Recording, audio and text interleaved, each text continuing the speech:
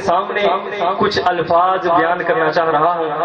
میری بڑی خوش نصیبی ہے کہ والد صاحب پہلی دفعہ میرے سامنے ہیں۔ والد صاحب مجھے فیس ٹو فیس پہلی دفعہ سن رہے ہیں اور میں بھی پہلی دفعہ اپنے والد صاحب کے سامنے بول رہا ہوں۔ میں والد محترم سے گزارش کروں گا کہ اگر وہ اسٹیج پر تشریف لے کے آئیں تو مجھے دلی خوشی ہوگی۔ آپ سے ریکویسٹ کرتے ہیں کہ آپ اسٹیج پہ تشریف لائیں۔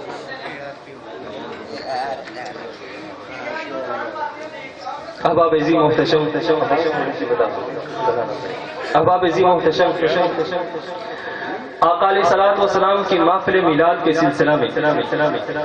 نبی علیہ الصلوۃ والسلام کے میلاد مبارک کے سلسلہ میں اب احباب کے سامنے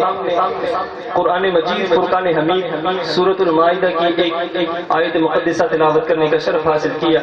جس میں اللہ رب العزت ارشاد فرماتا ہے قال عیسی ابن مریم اللہم ربنا انزل علینا مائدۃ من السماء تکون لنا عیدا لاولنا وآخرنا وآیۃ منک وارزقنا وانت خیر الرازقین،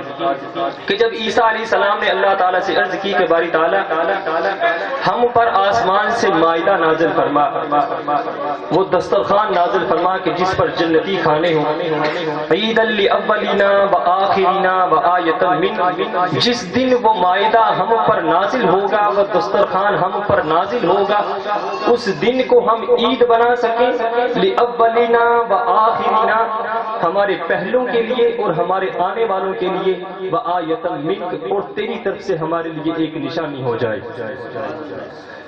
اس آیت مقدسہ میں لفظ عید آیا ہوا ہے کہ اللہ رب العزت ارشاد فرمائے کہ عیدا لاولنا وآخرنا وآیۃ منک، عیسیٰ علیہ السلام نے عرض کی کہ باری تعالیٰ ہمارے اگلوں کے لیے عید ہو جائے، ہمارے پچھلوں کے لیے بھی عید ہو جائے، کہ جس دن مائدہ نازل ہوگا اس دن ہم عید منائیں گے۔ عید کا لفظ مختلف معنی کے اعتبار سے اس کا اطلاق ہوتا ہے۔ المفردات میں علامہ محمد حسین ابن راغب اصفہانی رحمۃ اللہ تعالی علیہ اپنی تصریف میں تحریر فرماتے ہیں کہ عید کا لغوی معنی ہے خوشی ملنا، کہ جس دن خوشی منائی جائے اس کو عید کہا جاتا ہے، کہ عید کا معنی ہے خوشی ہونا۔ تفسیر کبیر میں امام فخر الدین رازی رحمۃ اللہ تعالی علیہ اسی آیت کے ماتحت ارشاد فرماتے ہیں کہ عید کا معنی ہوتا ہے بار بار لوٹ کے آنے والی، جیسے ہم عید الفطر مناتے ہیں، عید الاضحیٰ مناتے ہیں کہ وہ ہر سال کے بعد لوٹ کر آتی ہے، فرماتے ہیں کہ جو لوٹ کر آئے اس کو عید کہا جاتا ہے۔ مولا علی کرم اللہ وجہ کریم آپ کے ارشاد مبارک المفردات میں علامہ محمد حسین ابن راغب اصفہانی رحمۃ اللہ تعالی نقل فرماتے ہیں کہ ہر شخص کے لیے وہ دن عید کا دن ہوتا ہے کہ جس دن اس نے کوئی گناہ نہ کیا ہو، کہ اپنا دن اس نے بغیر گناہ کے گزارا ہو، وہ دن اس شخص کے لیے عید کا دن ہوتا ہے۔ ہوگا اس دن ہم عید منائیں گے، خوشی منائیں گے۔ اور مائدہ میں تھا کیا؟ وہ سرخ رنگ کا دسترخوان تھا جو آسمان سے اترا، اس پر ایک بہت بڑی مچھلی تھی، بھونی ہوئی مچھلی تھی، اور 5 روٹیاں تھیں جن کے اوپر زیتون تھا، کھجور تھی، اور اس کے علاوہ ہر قسم کی سبزیاں موجود تھیں، جو عیسیٰ علیہ السلام نے اللہ رب العزت سے دعا کر کے اس دنیا میں عیسیٰ علیہ السلام کی دعا کی وجہ سے جو آپ کے حواری تھے ان کے لیے نازل ہوا۔ اب جب یہ آیت آ گئی، یہ معجزہ موسیٰ علیہ السلام کا ظاہر ہو گیا، اس وقت ان کا ایک امتی شمعون تھا، وہ کہنے لگا کہ اے عیسیٰ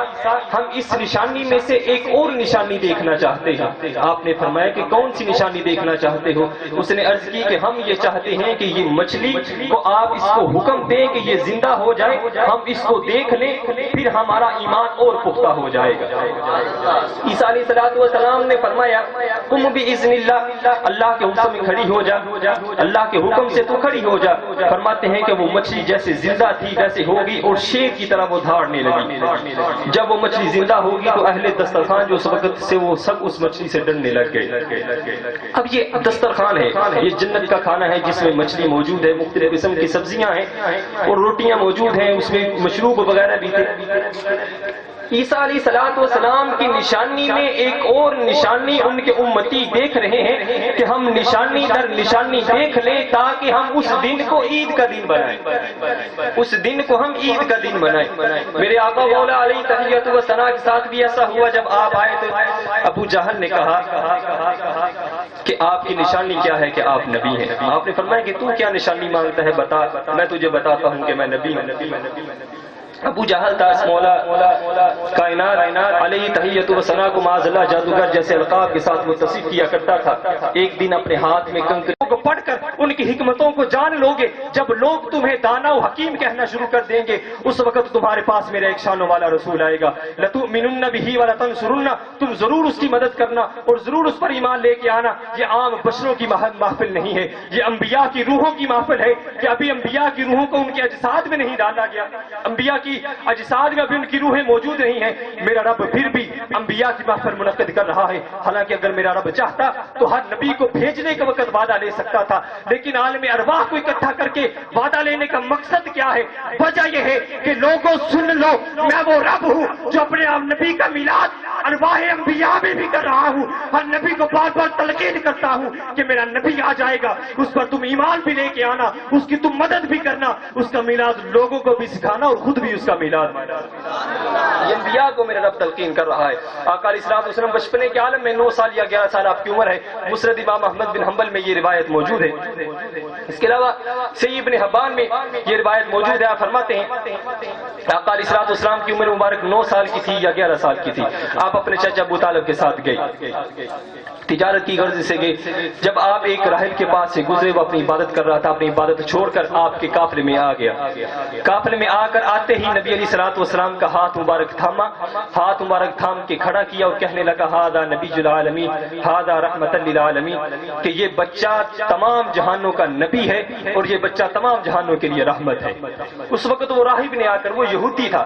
یہودی راہب تھا، اس نے آ کر نبی علیہ الصلوۃ والسلام کا ہاتھ مبارک پکڑ کر کہا کہ یہ تمام جہانوں کے نبی ہیں، تمام جہانوں کے لیے رحمت ہے۔ حیرت کی بات یہ ہے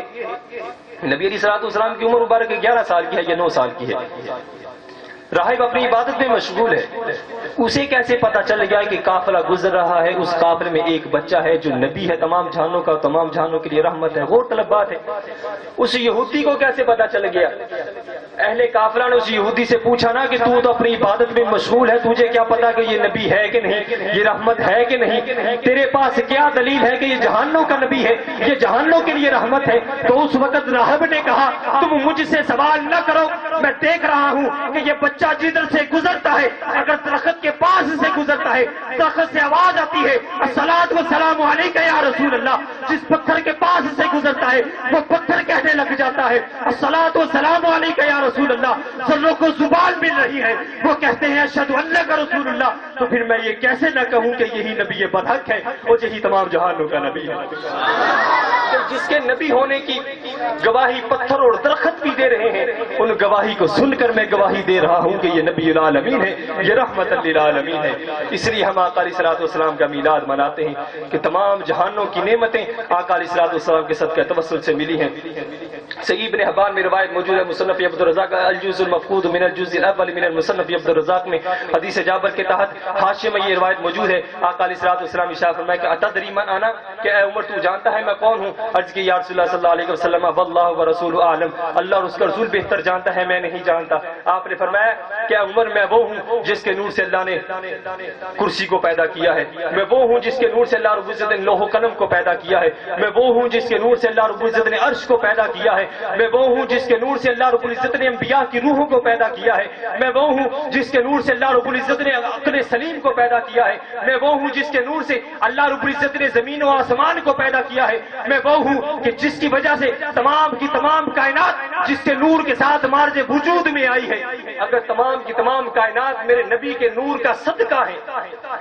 تو انبیاء کے معجزے، موسیٰ کلیم اللہ کے معجزے، من و سلوہ کھانا، مائدہ دسترخوان عیسیٰ علیہ السلام کے لیے اترنا، یہ تمام کا تمام تو میرے آقا علیہ السلام کے نور کا صدقہ ہے۔ اگر یہ جزیات، اگر یہ اجزاء اس کائنات میں آ جائے تو عیسائی اسے عید منا لیتے ہیں، اگر یہ اجزاء یہودیوں کے پاس آ جائے تو عاشورہ کا روزہ رکھنا شروع کر دیتے ہیں، اگر ان اجزاء کو اکٹھا کر لیا جائے میرے نبی علیہ السلام کا نور پاک بنتا ہے۔ جب اجزاء پر عید منانا جائز ہے تو بخدا جہاں نور اکٹھا ہو جاتا ہے میرے آقا کی ذات بابرکت بن جاتی ہے، جب وہ ذات بابرکت آ جاتی ہے تو اس وقت عید منانا زیادہ واجب ہو جاتا ہے۔ اگر اجزاء پر عید منانا درست ہے تو اجزاء کے مجموعے پر عید منانا بدرجہ اولا درست ہے. اس لیے اللہ ارشاد فرماتا ہے قل بفضل اللہ وبرحمتہ فبذلک فلیفرحوا کہ محبوب ان سے فرما دیجئے کہ جب اللہ کی طرف سے اس کا فضل اور اس کی رحمت آ جائے تو خوب خوشیاں منایا کرو. اور رحمت میرے آقا علیہ الصلوۃ والسلام کی ذات بابرکت ہے. رحمت للعالمین میرے آقا علیہ الصلوۃ والسلام کی ذات بابرکت ہے. علماء مفسرین